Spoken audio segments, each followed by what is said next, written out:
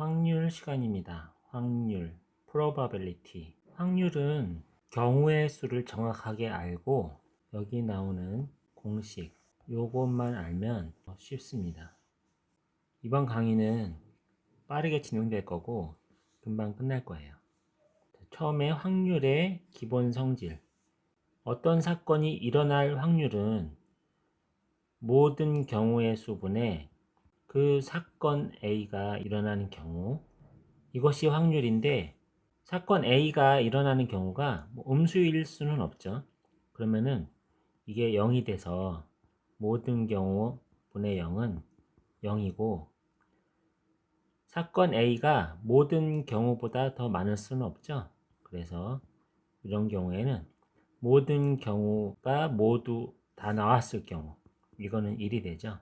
그래서 0과 1은 나올 수가 있고, 그 다음에 확률은 0하고 1 밖을 벗어날 수가 없습니다. 당연한 거예요. 반드시 일어나는 사건의 확률은, 반드시 일어난다는 것은 모든 경우가 다 일어난다는 거죠.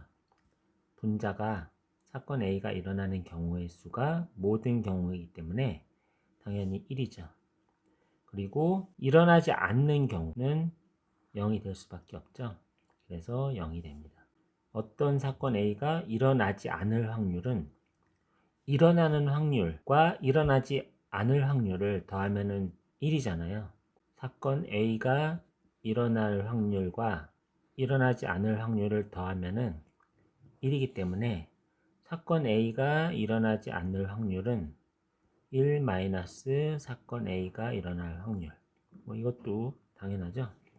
그래서 요 네 가지는 잘 읽어보시면 특별하게 설명할 것이 없습니다. 그리고 사건 A 또는과 그리고에 대해서 한 강의에 걸쳐서 설명을 했는데, 또는 합의 법칙이고 그리고는 곱의 법칙입니다. 합의 법칙과 곱의 법칙에 대해서는 확실히 알고 있어야 되죠. 아직 잘 모르겠으면은 앞에 경우의 수를 다시 차근차근 공부하셔야 됩니다. 연속하여 뽑을 때의 확률은 주머니에 빨간 구슬 2개와 파란 구슬이 3개 있다고 합시다. 그랬을 때 빨간 구슬을 연속해서 2번 뽑을 확률을 구한다고 해봅시다.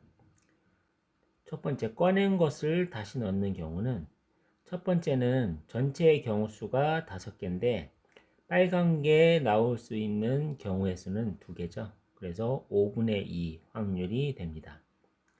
그런데 꺼낸 것을 다시 넣었어요.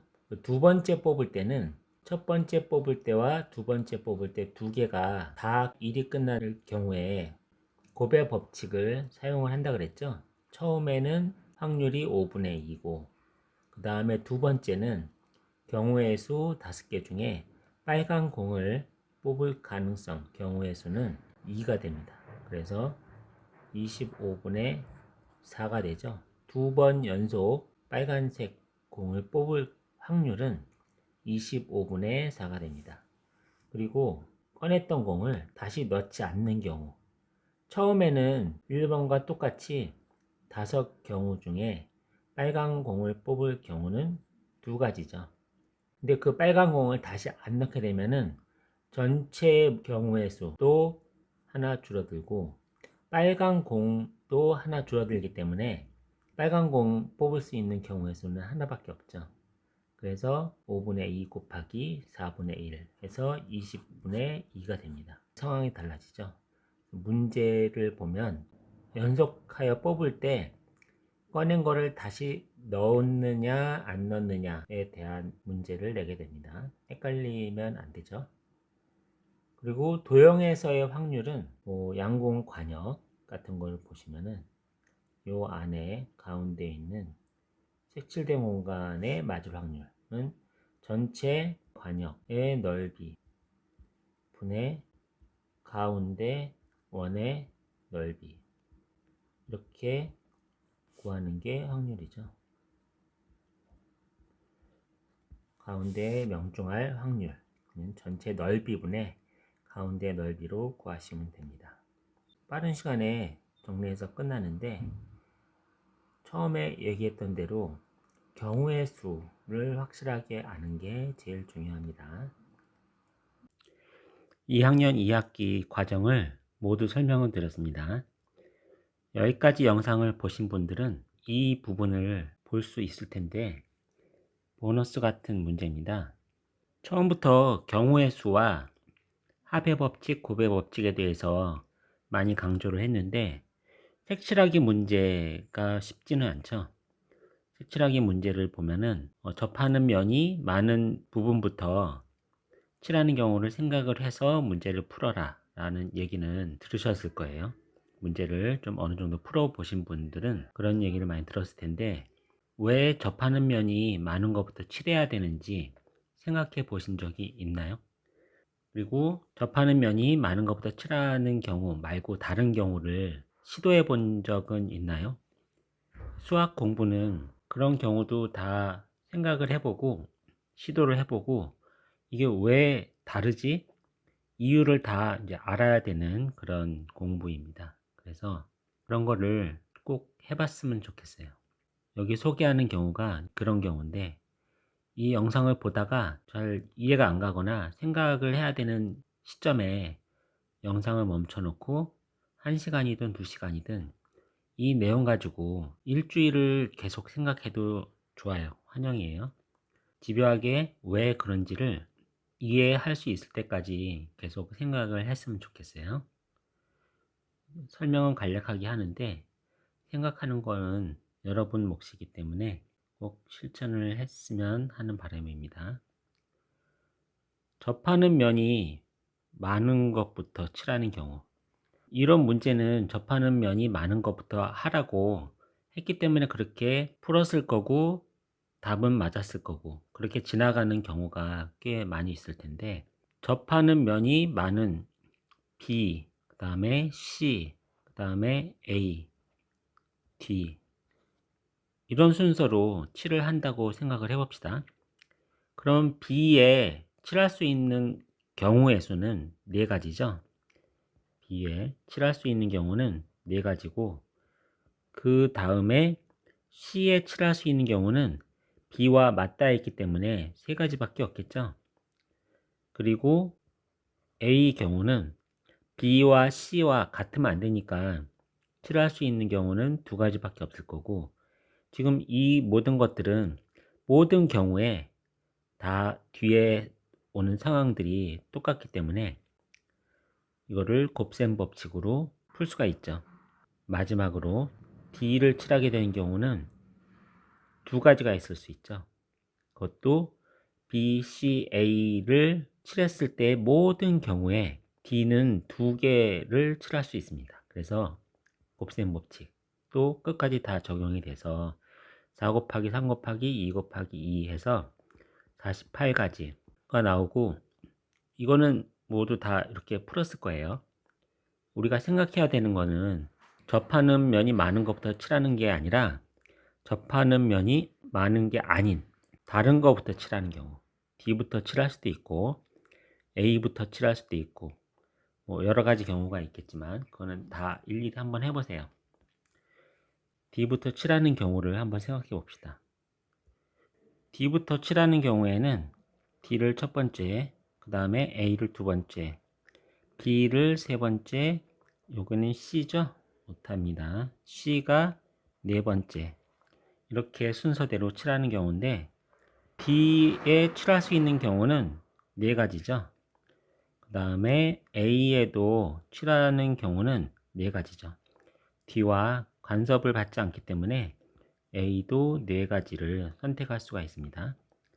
B를 선택하는 경우에 B에는 DA가 같은 색일 경우와 다른 색일 경우에 서로 다른 경우가 생기죠.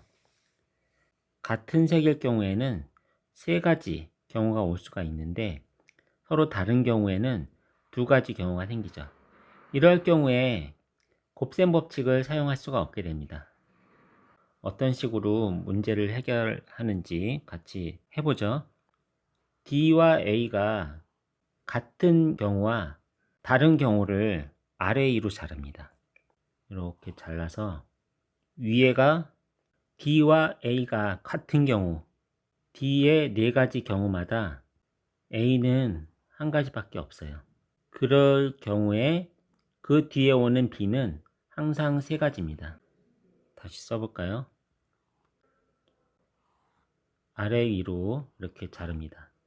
그래서 D가 4가지 오는 경우에 지금 이 블럭은 서로 색깔이 같은 경우이기 때문에 A는 한 가지밖에 올 수 없죠. 그럴 경우에 B는 3가지가 올 수 있게 되죠.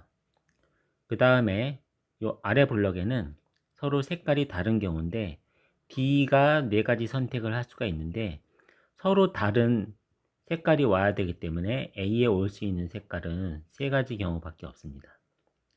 이럴 경우에 그 뒤에 오는 모든 B는 2가지만 올 수 있죠. 이런 경우에는 4 곱하기 1 곱하기 3, 4 곱하기 3 곱하기 2 이렇게 곱셈 법칙을 적용할 수가 있게 되죠. 곱셈 법칙은 이렇게 사용하는 겁니다. 그리고 이 2가지 경우를 덧셈 법칙으로 계산을 해야 되는 거죠. 문제를 이렇게 자르는 연습을 좀 해야 됩니다. 이렇게 자르면은 곱셈 법칙을 따로따로 사용할 수 있게 되는 거죠.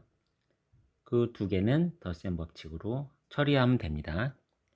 나머지 C의 경우는 이 위에 블럭 같은 경우에는 항상 2가지가 올 수가 있고 아래의 경우에는 항상 한 가지만 올 수 있게 됩니다. 차근차근 생각해 보세요. 그래서 이것도 곱셈 법칙이 적용이 돼서 4 곱하기 1 곱하기 3 곱하기 2인 경우와 4 곱하기 3 곱하기 2 곱하기 1인 경우 2개를 더하면은 그 경우의 수가 48개로 제대로 나오게 됩니다.